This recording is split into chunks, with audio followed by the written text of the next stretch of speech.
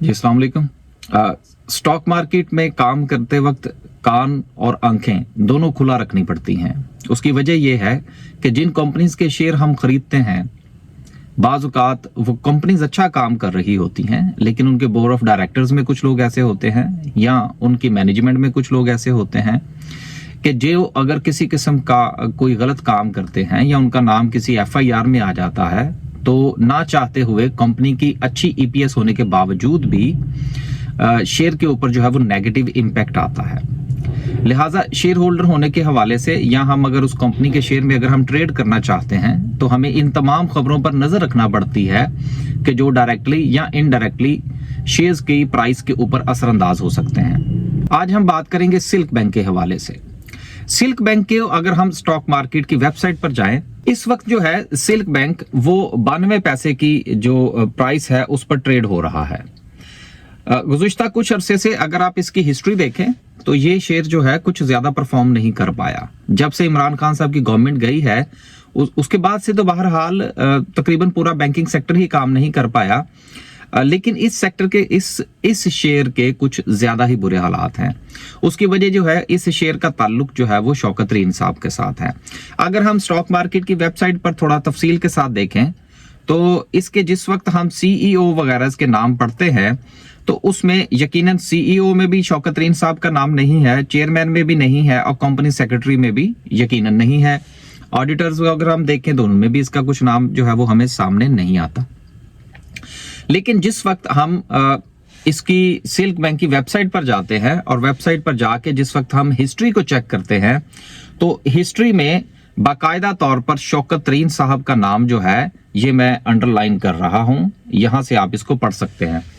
तो लिहाजा शौकत तरीन साहब जो है वो डायरेक्टली इन्वॉल्व हैं सिल्क बैंक के अंदर। अब इस वक्त जो सूरत हाल है, शौकत तरीन साहब के ऊपर जो है वो मुख्तलिफ किस्म के केसेस सामने आ रहे हैं जिसका असर डायरेक्टली और इनडायरेक्टली सिल्क बैंक के शेयर्स की प्राइस पर पड़ेगा। इस वक्त 92 पैसे की प्राइस पर शेयर जो ट्रेड हो रहा है सिल्क बैंक का, आने वाले दिनों में अगर इसके ऊपर यही सूरत हाल जारी रहती है तो ये शेयर जो है ये कहां तक जा सकता है, इसको हमने आज एनालाइज करना है।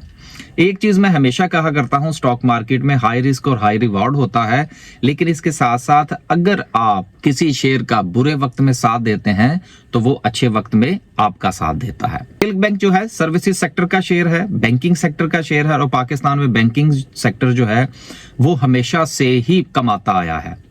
लेकिन इस वक्त जो सूरत हाल है इसको हम थोड़ा सा हिस्टोरिकली देख लेंगे और फिर हम ये डिसाइड करेंगे कि आया कि अगर इस शेयर के ऊपर बुरा वक्त आता है तो जो कि यकीनन आएगा। शौकत तरीन साहब के हवाले से जो खबरें चल रही हैं, मंडे वाले दिन मार्केट नेगेटिव तो यकीनन IMF की वजह से भी हो सकती है, लेकिन इसका डायरेक्टली इंपैक्ट जो है वो सिल्क बैंक की प्राइस पर पड़ सकता है।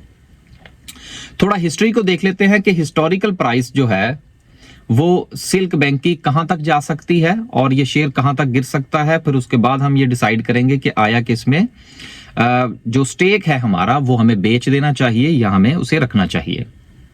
मैं बिल्कुल जो है ये सिर्फ अपनी एक राय का इजहार कर रहा हूं, ये किसी को कोई एडवाइस नहीं है। आप लोग अपनी जो है कैलकुलेशन खुद फरमाइए।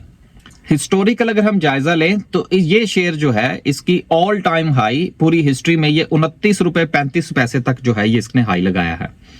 और अगर हम लो की बात करें तो 0.59 तकरीबन 60 पैसे पर ये शेयर जो है ये ट्रेड करता रहा है। अगर पाकिस्तान में शौकत तरीन साहब के ऊपर जो है वो शिकंजा कस दिया जाता है तो ये शेयर जो है ये यकीनन अपने ऑल टाइम लो पर जा सकता है जो कि 60 पैसे का है। अब सवाल ये पैदा होता है कि क्या 60 पैसे पर इसको खरीदना चाहिए? यकीनन खरीदना चाहिए। ये एक मेरी अपनी जाती राय है। अगर हम इसका 30 दिन का लो देखें तो 82 पैसे का है। अगर हम इसका 90 डेज का लो देखें वो भी 82 पैसे का है।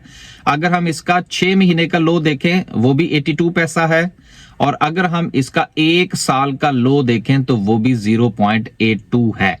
लेकिन इसके बाद जो दूसरा लेवल बनता है वो इसका 60 पैसे का है। तो लिहाजा 60 पैसे लगने को तैयार है। जिन दोस्तों ने इस शेयर के बारे में कोई राय कायम करनी है वो अपना फैसला फरमा लीजिए। अगर आपने इस शेयर में रहना है तब भी, और अगर आपने इस शेयर में नहीं रहना तब भी आप अपना फैसला फरमा लें।